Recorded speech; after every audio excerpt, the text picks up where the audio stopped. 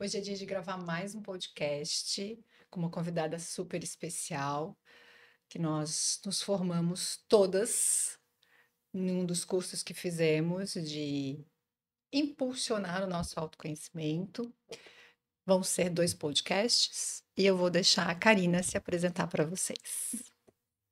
Olá, pessoal. Obrigada primeiro pelo convite, né, dessas minhas amigas queridas muito especiais. A gente trilha aí junto esse caminho de autoconhecimento já há algum tempo, então, primeiro, agradecer o convite. Eu sou a Karina Araújo, trabalho nessa área de terapia já há alguns anos.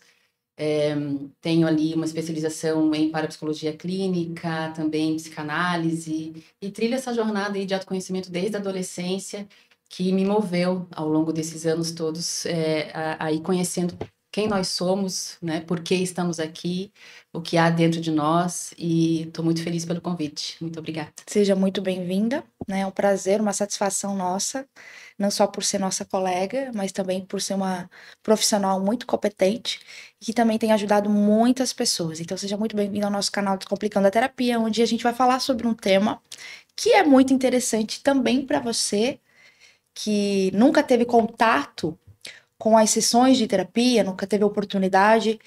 O tema é escolha o seu difícil. Então, Kari, comece falando para você sobre dificuldades que você recebe no seu consultório. Quais são as maiores dificuldades dos teus pacientes? Porque nós sabemos que as dificuldades, elas são certos obstáculos que muitas vezes geram sofrimento para nós, mas também sabemos que são oportunidades, né? Sim. Porque sempre haverá dois polos, um positivo e um negativo, sobre qualquer escolha que nós vamos fazer. Então eu quero que você fale um pouco mais sobre esse tema. Quais são as maiores dificuldades que os teus pacientes trazem para você no consultório? E qual foi também a maior dificuldade que você enfrentou na tua vida pessoal? Joia. Eu trabalho com terapias individual e também terapias de casais, né? Então a gente transita aí de maneira mais macro entre esses dois mundos. Algumas pessoas vêm procurar por autoconhecimento próprio e algumas pessoas vêm procurar por terapia de casais porque está com alguma dificuldade e quer entender o que está acontecendo, né? E lembrando que a terapia de casais, na verdade, ela não precisa do casal. Às vezes, uma pessoa vindo, só um dos cônjuges vindo, a gente já consegue aí fazer um movimento interessante para que o casal se realinhe novamente. Então, dentro dessa linha, a gente sempre vai trabalhar com o que se passa dentro de mim, o que está acontecendo comigo que me faz estar vivendo esse momento que a gente está passando, né? Que as pessoas estão passando. Por quê? Porque a gente entende que a gente está aqui para um propósito individual. Nós entendemos que cada um tem a sua própria jornada evolutiva e que, então, tudo que acontece do lado de fora, no externo, é um reflexo do que está acontecendo dentro da gente, né? Então, sempre quando os clientes chegam até mim, a gente vai tentar entender qual é a parte que compete a ele, seja de forma individual, seja de forma de casal, né? Qual é a parte que compete a ele, qual é o movimento interno que ele está fazendo, qual é a dor que ele está sentindo, para que a gente possa entender como isso está se refletindo do lado de fora, né? E quando a gente fala das principais dores, a gente vai ter ali a questão do medo, a questão da autossabotagem, a questão da dificuldade de entender por que que o outro não me valida, por que que o outro não me enxerga, né? Então, a gente vai transitar por essa questão de entender por que que eu estou sentindo aquela emoção.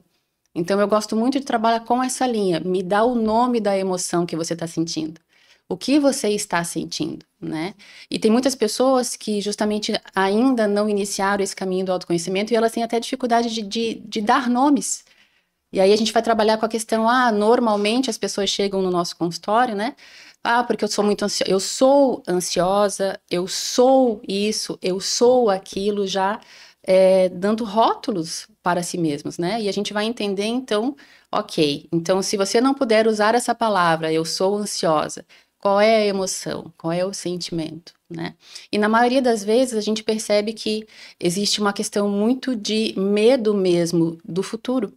Porque se eu tenho uma questão de estou em conflito na minha vida pessoal, estou em conflito no trabalho, estou em conflito na minha família, não consigo me relacionar bem em qualquer das áreas, para nossa mente, a gente entende isso como um medo de sobrevivência, né? Porque se do lado externo algo está, para minha mente subconsciente, não está me deixando em equilíbrio, eu explico para as pessoas isso, né? Que a tua mente está entendendo que aquele movimento do lado externo, para a mente subconsciente, é uma ameaça.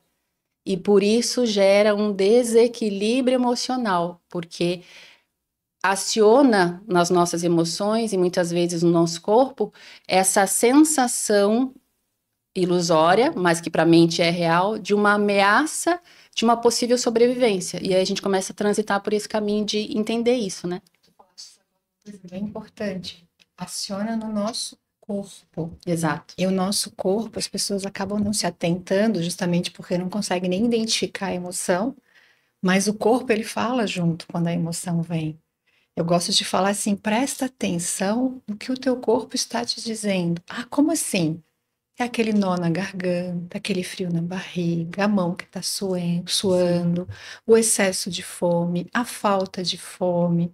Então, além de nomear as emoções, que desde criança a gente nunca foi ensinado a nomear emoções, nem tampouco olhar para as nossas emoções, e isso é geral, homem, mulher, né?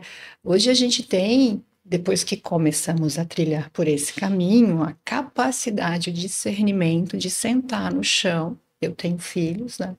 Com o maior eu não consigo mais sentar no chão, mas com a pequena ainda consigo, de olhar e falar: por que tu estás chorando? Né? E a gente acaba nunca se atentando a isso. Ah, não chora. Não, não vou chorar, é fraqueza, eu estou vulnerável, não quero me mostrar. Então, a importância disso que tu acabaste de falar. Conversa com o teu corpo, né? Querido corpo, o que tu queres me dizer hoje com essa emoção que eu estou sentindo? Isso é uma dica muito valiosa. Exatamente. E Joyce, assim, uma das coisas que eu mais uso no meu consultório é: aqui você pode chorar, né? Aqui o choro é livre. Eu costumo brincar com os meus clientes, né? Porque justamente a grande maioria de nós ouviu o quê? Engole o choro. Para de birra, para de manha, né? Engole o choro. Então, nós fomos treinados, a grande maioria de nós, na nossa infância, a justamente nós não tivemos a permissão, né? Olha, nós vamos na casa dos teus avós, se comporta, né? Então, a gente transita por essa questão de ter entrado numa forma de ter um comportamento, ter que ter um comportamento adequado, esperado, né? Aprovado. Aprovado, e independente do que estivesse passando, a gente teve que conter isso dentro de nós. Então, por isso que eu faço uma linha muito explicativa no meu consultório, porque eu gosto de que os clientes entendam o que está acontecendo dentro da mente deles, do emocional deles. Então, eu trabalho junto com eles e digo: aqui você pode chorar, aqui você pode se manifestar. A gente trabalha, lógico, sempre com sigilo, né? Sim. E essa permissão de dizer assim, da porta para fora, esquece.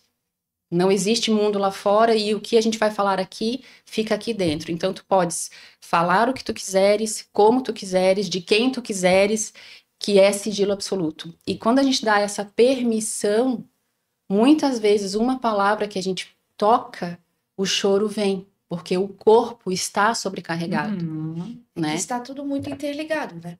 Exato. Não existe essa separatividade, corpo, mente e espírito. Está tudo conectado. Sim. As pessoas é que têm uma visão diferente sobre isso, né? Separatista, né? De separatista, porque, Exato. né? Se a gente olhar pelo lado da medicina, tem um médico para cuidar do coração, tem um médico para cuidar do joelho, tem um médico. Então, assim, mas não. Para nós que trabalhamos com terapias integrativas, tudo, corpo, mente e espírito, está tudo relacionado. Sim. Né? Tá tudo. Às vezes o corpo vai manifestar uma coisa, uma sensação, baseado em uma informação emocional que está ali em você e você nem sabe a raiz daquilo. Por isso que a terapia é importante.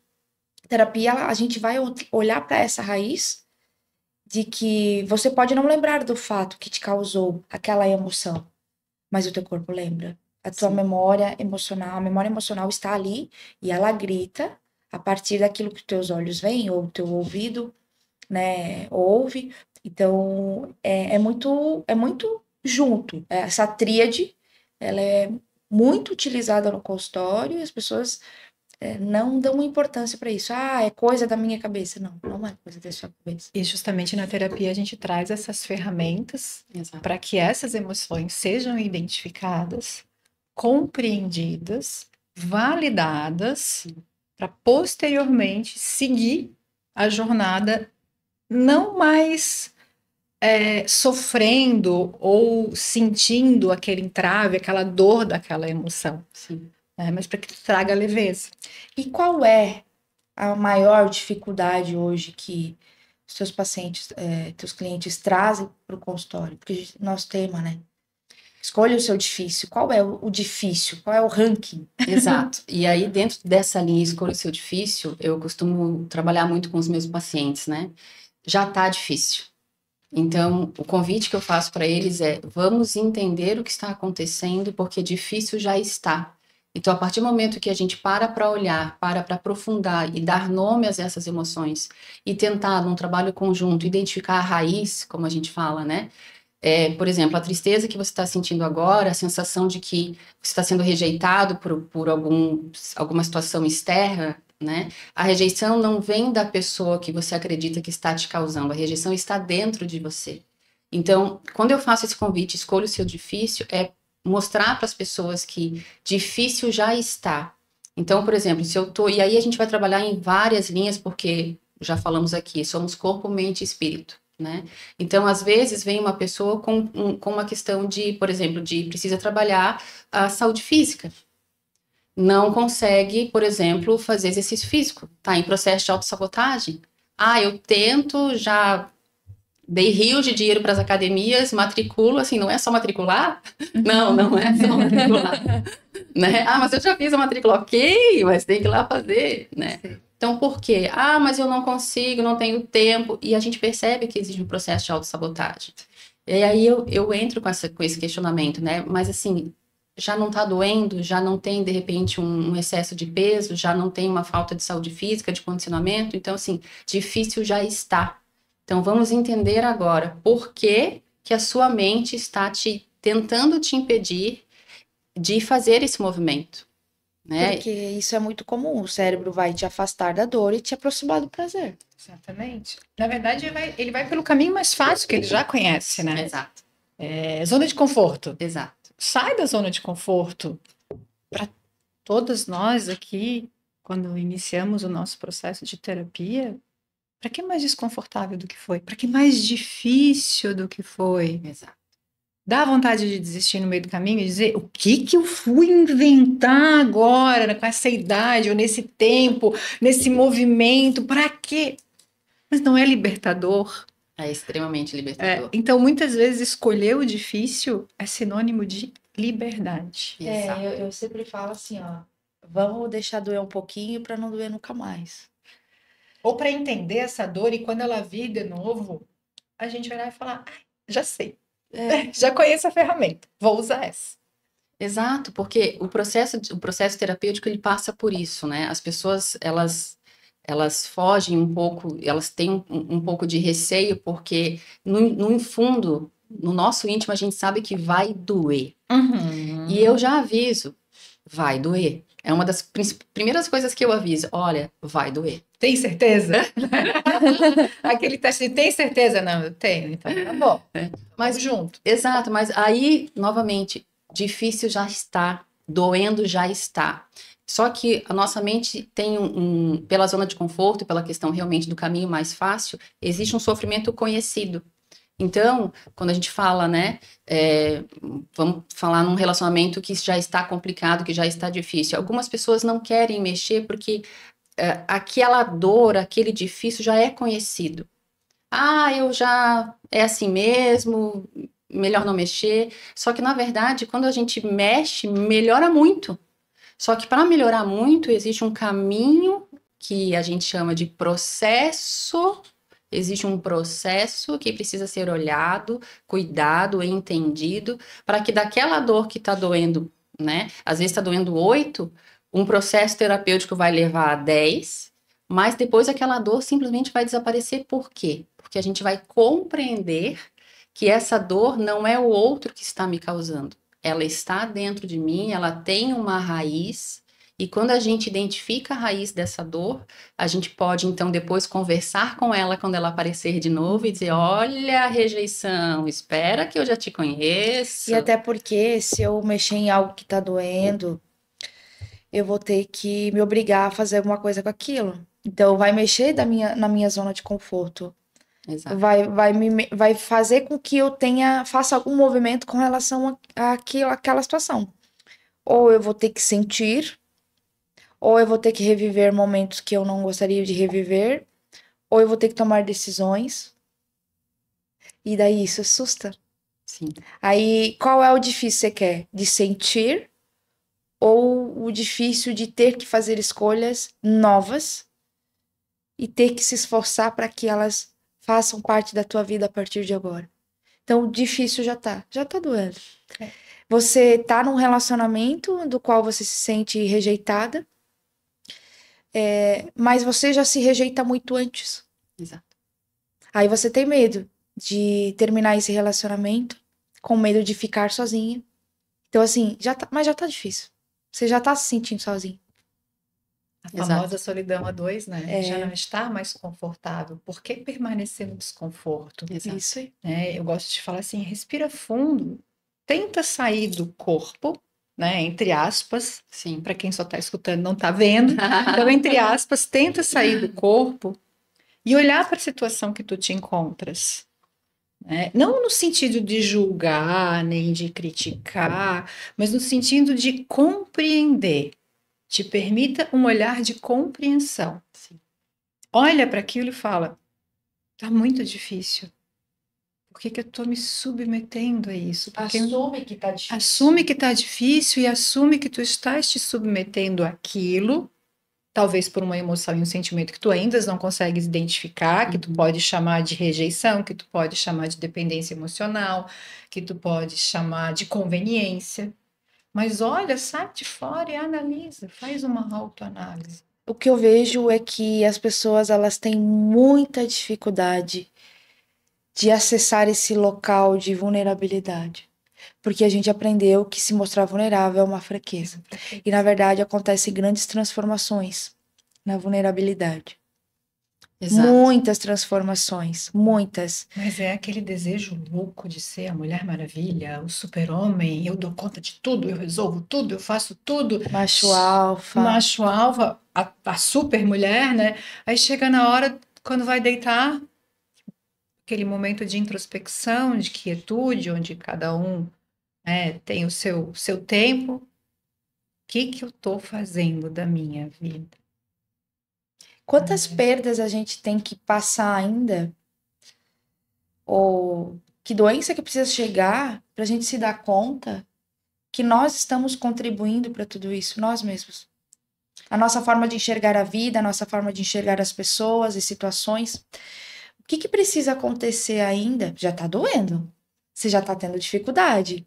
Tá repetindo coisas, pessoas na tua vida, você tá sentindo a mesma coisa. O que mais precisa acontecer para você encarar a pessoa do espelho?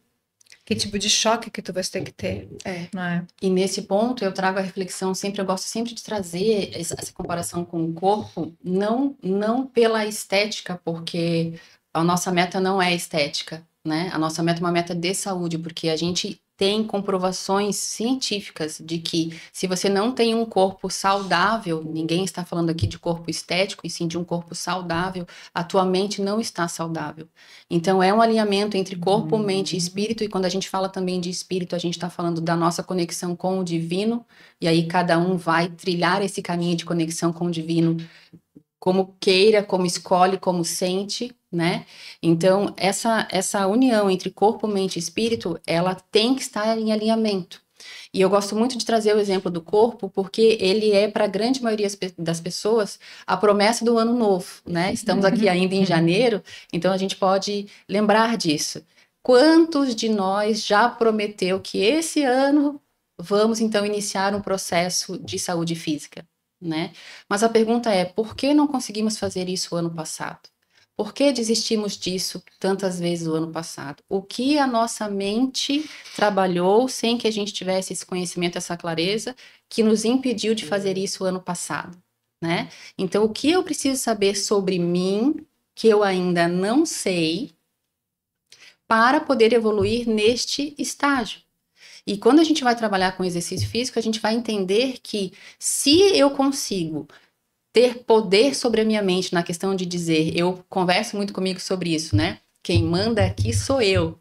Eu tenho essa linguagem comigo, né? Ah, você não quer ir, querida? Quem manda aqui sou eu. Então, o meu espírito hoje é um espírito forte para dizer, mente, você quer o mais fácil, você quer o conforto, você quer ficar no gostosinho, mas eu sei a importância e eu tenho poder sobre você e eu tenho domínio sobre você, o que a gente chama de domínio próprio ou enfim, né, de autocontrole e dizer não, querida, quem manda aqui sou eu. Nós vamos sim fazer o exercício físico.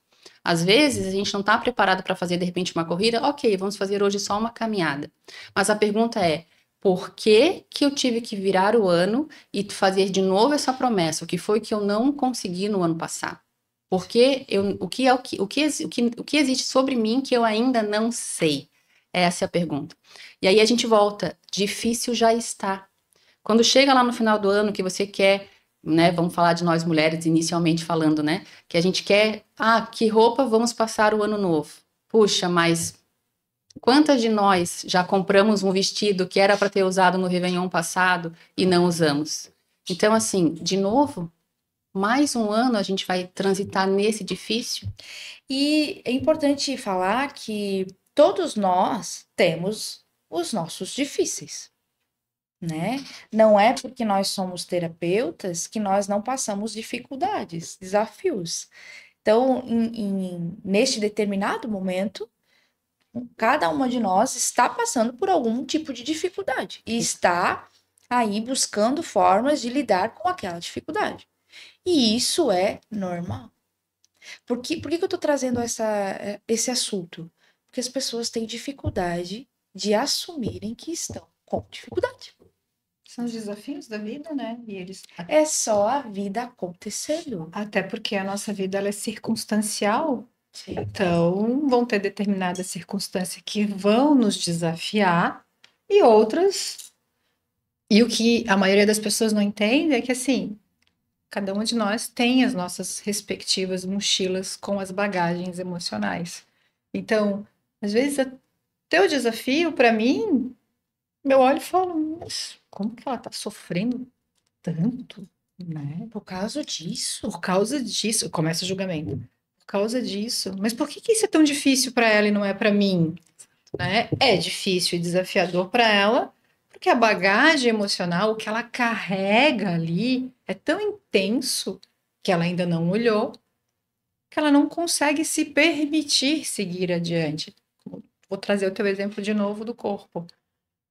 Quem tá brigando com a balança, e de novo, a gente não fala da estética, a gente fala do bem-estar, da disposição, da vitalidade, né? Exato. Então, é mais fácil comer a fatia de bolo, aí ir pra academia, ficar 30 minutos lá, que eu brinco com a minha personal na escada da morte, que tu sobe, tá quase morrendo. Claro que é mais fácil. Mas olha pro teu espelho, sai do teu corpo de novo, entre aspas, e olha para ti e fala, tá confortável para ti? Tu tá feliz na situação que tu te encontras? Então escolhe o difícil, deixa o bolo ali do lado, vai falar, não, hoje não. Escolhe um dia da semana para comer aquele bolo, né? Não elimina da tua vida, porque a vida da gente não pode ser 880, todos nós precisamos encontrar o nosso caminho do meio. Então, olha pro bolo e fala, não, eu vou encontrar contigo no sábado, né? E até o sábado, escolhe a bendita da escada, escolhe correr, escolhe um pilates, escolhe um yoga, sei lá, escolhe o que for. Mas enfrenta. Mas enfrenta. Enfrenta, porque não vai ter outra forma de você. E ninguém vai fazer por ti. Não. Não. E aí, pegando justamente esse enfrenta, né? Essa é a palavra, eu uso muito a palavra coragem, né? Coragem, quem me conhece sabe, eu gosto muito dessa palavra, dessa gatilho que você precisa dar para tua mente? Coragem. Porque o medo, ele vai te paralisar.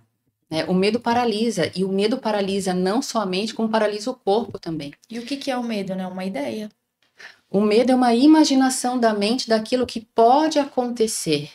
Então, é um canal que a mente vaga por uma imaginação, e aí, novamente, quando a gente vai entender sobre o subconsciente, a gente vai entender sobre lá no fundo, para a mente, existe uma ideia de ameaça à sobrevivência. Vocês acham que a gente pode falar que o medo seria um pensamento distorcido? Sim. É a fé ao contrário? Porque A fé ao contrário. tu tá olhando para algo que nem sequer aconteceu. Eu digo assim, tirando o medo real, que é de um bicho, uma catástrofe que está iminente, não que vai acontecer uma tempestade, vai levar a minha casa. Não, a gente está falando de algo eminente, o medo é eminente, né?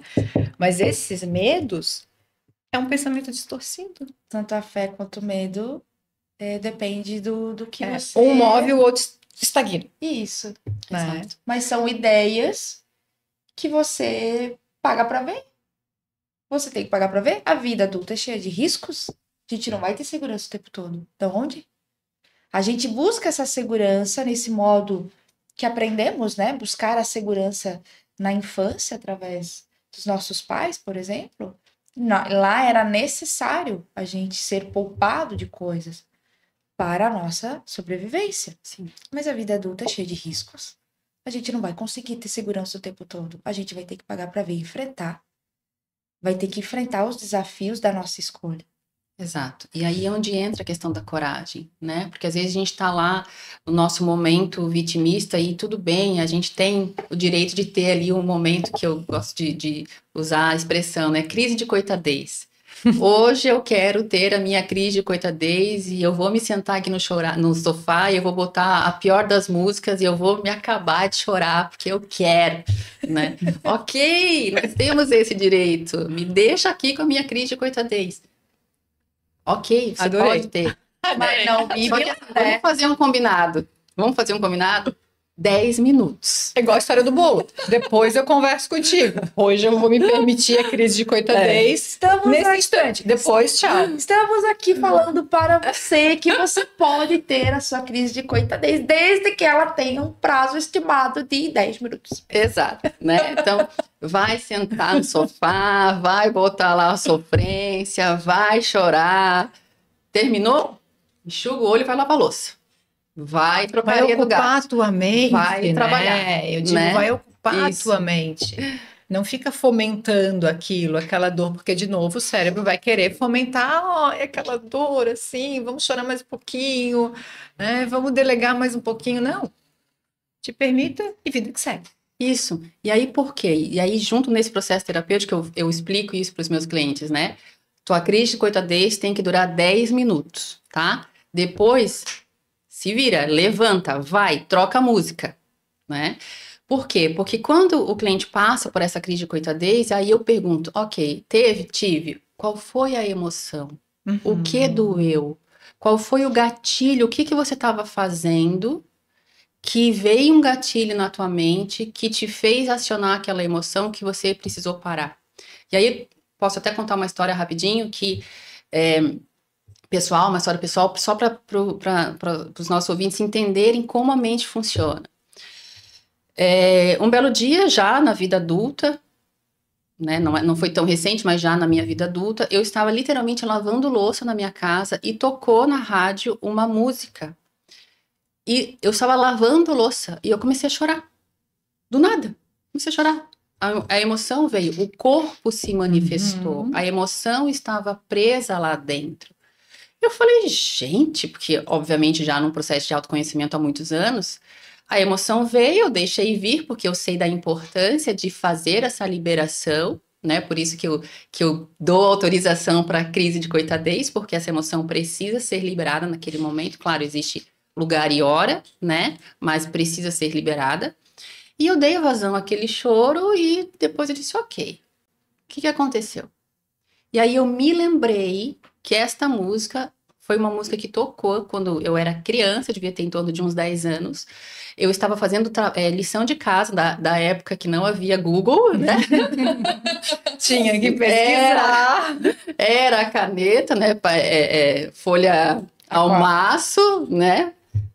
Então eu estava em casa fazendo meu trabalho da escola e meu pai chegou, meus pais haviam recém-separado. O meu pai chegou para resolver alguma questão ali com a minha mãe, porque era realmente um recém-divórcio. Minha mãe tinha saído, ela ia voltar. O meu pai sentou na cadeira na minha frente e começou a chorar desesperadamente. Qual era a música que estava tocando? Exatamente aquela música que milhões de anos depois tocou na minha rádio e eu ouvi. Então veio aquela cena, ver o meu pai na minha frente, chorando, feito uma criança, e eu não podendo fazer nada, né? Então, esse exemplo eu trouxe para que a gente possa compreender que a nossa mente guarda emoções, porque qual foi, depois, obviamente, fazendo o processo e entendendo, né? A minha sensação de eu não tive capacidade de ajudar o meu pai naquele momento. Então, uma sensação para a criança de incapacidade. Quantas vezes no meu trajeto evolutivo eu me sentir incapaz de fazer alguma coisa? Né? Então, a mente ela vai caminhar por essas questões, essas emoções presas, que vão reverberar na tua vida adulta, que vão te paralisar, e se você não tiver entendimento sobre isso, a tua vida vai ser uma repetição de desistências e você não vai conseguir.